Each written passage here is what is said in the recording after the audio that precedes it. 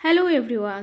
চলো আজকে আমি তোমাদের সাথে শেয়ার করব আমি কিভাবে আমার রেগুলার মেকআপ করে থাকি। ধরো আমি কোথাও বাইরে যাচ্ছি, আমি একটু হালকা মেকআপ করতে পছন্দ করি। তো চলো তোমাদের সাথে আমার মেকআপটা শেয়ার করি। তো এখানে আমি করছি আমার স্কিন কেয়ার। তো আমি স্কিন কেয়ার করি অরিফ্লেমের স্কিন কেয়ার প্রোডাক্ট দিয়ে।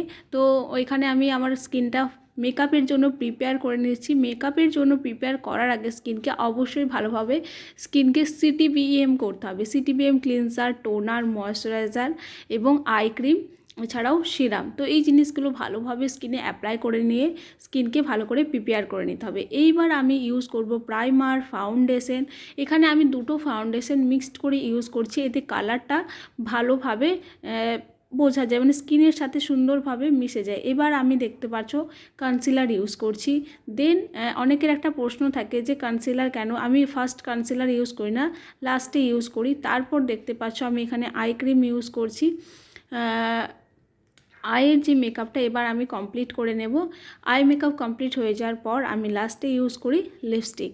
তো এইখানে আমার মেকআপটা কমপ্লিট হয়েছে এবং এখানে হালকাভাবে একটু হাইলাইটার ইউজ করে আমি আমার যে মেকআপ, সেই মেকআপটাকে ফিনিশ দিচ্ছি। যদিও এটা আমি একদম উগ্র মেকআপ করছি না, একদম হালকার মধ্যে মেকআপটা করছি। তো তোমরা যদি এরকম হালকা মেকআপ চাও এবং আমার যে লুকটা আমি ক্রিয়েট করেছি একদম হালকাভাবে, তো এই লুকটা কেমন লেগেছে অবশ্যই কমেন্ট করে জানিও। Thank you.